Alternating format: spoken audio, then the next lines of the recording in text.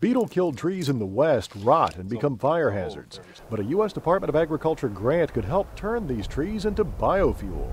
Agriculture Secretary Tom Vilsack has announced a $10 million grant for the effort, led by Colorado State University. To begin figuring out additional ways in which we can use the diseased wood that we now unfortunately and tragically have a great abundance of in our forest systems throughout the West. Pine and spruce bark beetles have affected 42 million acres of U.S. forests since 1996.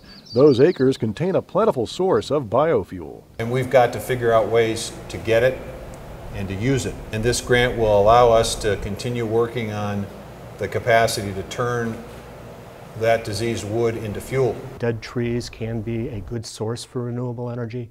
So in the case of the bark beetle infestation in the West, one of the things we've been looking at a lot is, can we be using some of these trees for domestic renewable energy sources? Turning beetle-killed trees into biofuels is in its early stages, but Marshall says USDA funding will help to get it going. USDA has an initiative called the Wood to Energy Initiative that involves several USDA agencies. So we've been part of that big change, but there are a lot of biomass facilities that have come on stream in the last 3 years. In addition to Colorado, there will be partners in Idaho, Montana, and Wyoming. In Washington, D.C., for the U.S. Department of Agriculture, I'm Bob Ellison.